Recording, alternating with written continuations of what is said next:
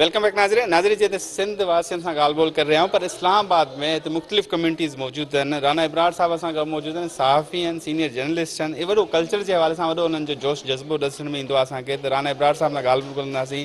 राना साहब, एक तो मुझे ये बताइएगा कि आप हर वक्त पार्टिसिपेट करते हैं कल्चर्स के हवाले से, सिंधी कल्चर के हवाले से, ये कल्चर डे आपको पहले कैसा लगा, फिर दीगर मौजूद? मैं हर साल सिंधी कल्चर जो भी प्रोग्राम होंगे मैं हाज़िर थींदा, मैं पार्टिसिपेट करना, क्योंकि गाल है कि असा खुद अस सारे सिंधी हूँ। असा वादी सिंध वादी मैरान दे रहने वाले हूँ। इतना सिंधी सरायकी का कोई फर्क भी कह नहीं, सिंधी सरायकी एक गाल है। तो मेरे को बड़ी खुशी थी है, हालांकि सरायकी इलाके दे विच राजनपुर डेरा गाजी खान दे सैलाब का पानी हुण कह नहीं, लेकिन सिंध दे कई अज़ला हैं जिता हाणे भी पानी खड़े सैलाब का जगान हाणे भी खैमे दे विच कसम पुरसी जिंदगी गुजरंदे पर उनके बावजूद ई मौके ते सिंधी कल्चर डे का मनाया वजन एक बड़ी गाल है, बड़ी गनीमत है। और मेरे को बड़ी खुशी थी है। अस चाहते हैं कि हर साल इन वधारा थी वे, नित सिंधी कल्चर डे अजरक टोपी की बहार होवे, नित मनाया वजे और हर साल इंदे अंदर वधारा थी वे। और इहा साडा असल है, बिया कोई सारी पहचान सुञाण कहनी, सारी सुञाण इहा धरती ए मोहनजोदड़ो दी वादी हड़प्पा दी ए तारीख है। असा अज उन तारीख को इनहेरिट किते से, असा तारीख दे नाल अपना गांठा वला जोड़े से और इनको अगू ते वधावण दा आज़म किते से। अच्छा राना इब्रार साहब, ये भी आपसे मालूम करना चाहूँगा, आपने तो तारीख पे बात कर ली, यहाँ पे कम्युनिटीज़ के बड़े इश्यूज़ हैं। दारुल हुकूमत है ना इस्लामाबाद, चाहे सिंधी हो सराइकी हो, वो जब यहाँ पे आता है वो अनजान होता है, उसके बेपनाह इश्यूज़ हैं। अब उसके हल के लिए फोरम कौन सा बनना चाहिए? यह गल दुरुस्त है कि इतना इस्लामाबाद दे विच असां जै वेले सांगढ़ तू नवाब शाह तू मीरपुर खास तू सखर राजनपुर तू अंदू तो इतना असां परदेसी हूँ और साकू एक भी नज़र नाल ॾिठा वेंदे। और इतना कई कम्यूनिटीज़ मतलब है कि मैं कोई नफरत की गाल नहीं करनी चाहिए, लेकिन बहरहाल ये है कि साकू वादी सिंध के लोगों को इतना थोड़ा जहा मार्जिनलाइज किया वेंदे। तो उहदे वास्ते ज़रूरी है कि जेडे इतना सारे पार्लीमेंटेरियन हैं वो सरायकी इलाके तो इन सिंध तो इन या ब्यूरोक्रेट्स हैं, उनका आपस रबता होना चाहिए है। और एक कम्यूनिटी बेस के उत्ते एक फोरम होना चाहिए है जिन्हें दुख सुख की गाल। और दूजी गाल है कि एक डायरेक्टरी होनी चाहिए, पता होना चाहिए है कि कौन कितना रहा पे और कौन क्या करेंगे, उनका दुख सुख क्या है। और जिमें मतलब बाकी कम्यूनिटीज़ हैं, मैं कहीं का ना नहीं गिनता, लेकिन कुछ कम्यूनिटीज़ यो हैं कि जहाँ वो अपने मतलब जबान और कौमियत की बुनियाद के उत्ते एक ॿिए का बहुत अधिक साथ देंगे। साकू एक दूजा साथ देना चाहिए है। और उनके खातिर एक फोरम होना जिन पार्लीमेंटेरियन होवन, ब्यूरोक्रेट होवन, साफ़ी बाकी जरा जिंदगी के हर तबके हर शोबे के मानू शामिल होवन तो एक दूजे के दुख सुख का ख्याल रखन तो ज़्यादा बेहतर। अच्छा, जो मकामी ज़ुबान है उनको कौमी ज़ुबान बनाने के हवाले से मुख्तलिफ तरीके चलती हैं, सिंध में तो बड़े पैमाने पर चलती है। अब आपकी भी इस हवाले से कुछ स्ट्रगल है, तो इसको कैसे पाए तकमील किया जाए? जी सही बिल्कुल, सरायकी वसेब दे विच यह बड़ी तारीख चलती पई है, बड़ी स्ट्रगल है। और सिंध दे विच बहुत पुरानी तारीख है। और अज जरा सिंध दे विच मतलब सिंधी जबान जिंदा है, स्कूलों दे विच कंपलसरी है मैट्रिक तक।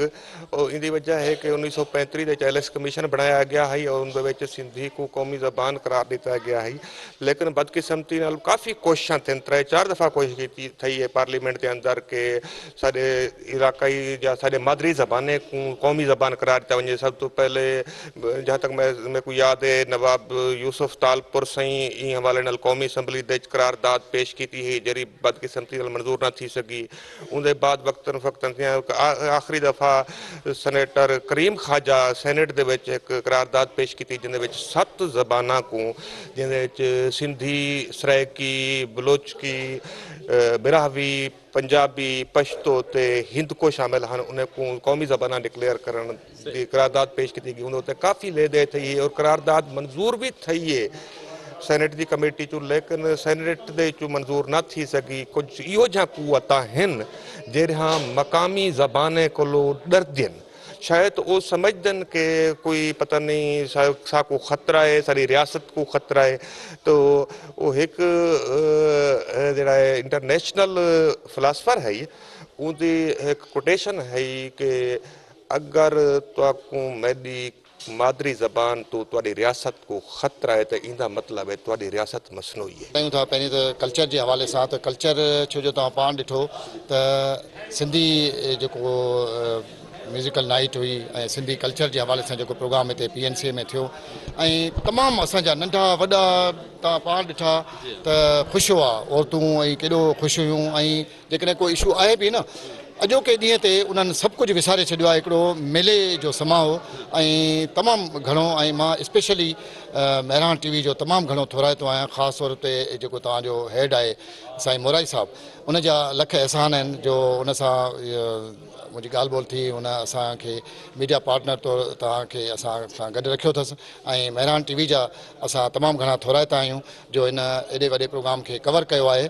ऐं उहे बि महिराण TV ते ॾिठो बि वञे थो, इस्लामाबाद में तव्हां शौक़ सां ॾिसंदो आहियां, उन न्यूज़ आहिनि, उन जा प्रोग्राम बि हूंदा आहिनि जेके इस्लामाबाद जे जेके इशूज़ आहिनि उहे उन्हनि खे उजागर कनि था। असां वटि ख़ासि जेके इशू आहिनि, हिकिड़ो त जेके नौजवान अचनि था, बेरोज़गारी जो तमामु घणो इशू आहे, उन्हनि खे थोरो हल करण जी ज़रूरत आहे। असांखे आउं त कोशिशि इहा कंदो आहियां जेको बि सिंध मां हिते अचे, कोशिशि इहा हूंदी आहे त उनखे किथे न किथे लॻाइजे, या पंहिंजे इदारे में किथे बि जेके बि दोस्त हुते ईंदा आहिनि हिते नौकिरी वठी ट्रांसफ़र कराए था वञनि न, ख़ासि तौर ते उन्हनि खे आउं गुज़ारिश इहा कंदुसि त हिते तव्हां रहो। ठीकु आहे, कॾहिं ॾुखियो बि ॾींहुं अचे थो, सुखियो बि ॾींहुं अचे थो, पोइ उन हवाले सां त ॾुखिया सुखिया, जीअं शाह अब्दुल लतीफ़ चयो आहे त ॾुखिया सुखिया ॾींहं घारे वञिबा, त उन हवाले सां तव्हां हिते क़ाइमु रहो, हिते जेको महाज़ आहे न उहो क़ाइमु रखो ऐं पंहिंजनि जेके सिंधी आहिनि उन्हनि जी तव्हां ख़िदमत करियो ऐं उन्हनि जे हक़नि जे लाइ आवाज़ु उथारियो ऐं उन्हनि खे गॾु करे हलो। अच्छा ज़ाहिर साहब, तव्हां वॾी अहम ॻाल्हि कई त असांखे हिते पंहिंजा पेर जमाइणु घुरिजनि, जेके तव्हां ॻाल्हि कई ट्रांसफ़र कराए था हलिया वञनि। हाणे अॼु सां 10 साल 20 साल पोइ ते था हलिया वञूं त हिते सिंधी अचण लाइ को तयारु कोन हूंदो, ऐं जेको तव्हां पॉइंट कयो उहो वॾो उन तरफ़ पियो वञे। हाणे बेरोज़गारी आहे, हाणे चवनि था नौकिरी मिले के उन लाइ अचण लाइ तयारु आहिनि, पर हाणे नौकिरी कोटा सिस्टम वारो मामिलो आहे। तव्हां नथा सम्झो त असां उन मामले में नज़रअंदाज़ थी रहिया आहियूं। हाणे उन खे असांजो पार्लियामेंटेरियन कीअं हाईलाइट कंदो, असांजो ब्यूरोक्रेट कीअं हाईलाइट कंदो? न, असल में असांखे उन्हनि ते भाड़ाणी न खपे। पहिरीं ॻाल्हि, सभ खां पहिरीं ॻाल्हि इहा आहे त असांखे जेको तालीमी निज़ाम आहे न उहो तमामु घणो बहितर करणु खपे, असांखे पढ़णु खपे। असां हरूभरू इन में छो लॻा पिया आहियूं त भई ठीकु आहे, हिकिड़ो असांखे मेरिट ते छो नथा अची सघूं, असां पढ़ंदासीं मेरिट ते ईंदासीं, ठीकु आहे। हिकिड़ो असांजो सिस्टम आहे सिंध में, कोटा सिस्टम बि आहे, उहो हुजणु खपे, उनखे ज़रूरु बहाली वारो इहो हुजे सिलसिलो, अहिड़ी का ॻाल्हि कोन्हे, हुनजे असां न आहियूं।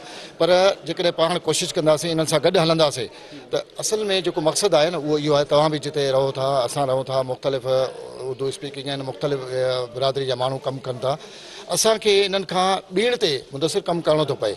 छो जो इन्हनि जहिड़ो जेकॾहिं कमु कंदासीं तॾहिं बि कोन था वणूं, असांखे महिनत तमामु घणी करणी पए थी, तॾहिं वञी पंहिंजी जॻह ठहे थी।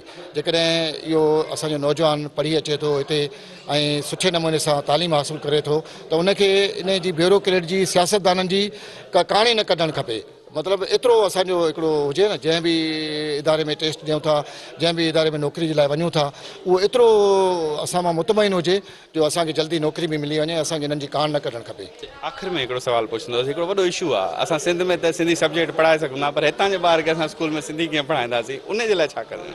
उहो इलाही इशू आहे, पर कोशिशि इहा कजे त ॿार सां हिकु त असां सिंधी में त ॻाल्हायूं न, घटि में घटि असांजा ॿार सिंधी कोन था ॻाल्हाइनि, सिंधी ॻाल्हाइणु खपे। इशू आहे, बहरहाल कोशिशि इहा आहे त इनखे बि थोरो अॻिते हली असां कयूं, ऐं इन प्लेटफॉर्म ते असां कोशिशि कंदासीं त जेकॾहिं महिराण TV असां सां हिकिड़ो ताउन करे त असां उनजे प्लेटफॉर्म तां त पंहिंजो जेको असांजी साज़गार तंज़ीम आहे उन सां गॾिजी इन मसइले खे बि हल करियूं ऐं थोरो वधीक बहितर थिए। असांजो ताउन भरपूर तव्हां सां गॾु रहंदो ऐं हमेशह रहंदो। वॾी महिरबानी। प्रोग्राम में असां तमामु जेके सिंधवासी जेके हिते मक़ामी उन्हनि सां ॻाल्हि ॿोल कईसीं।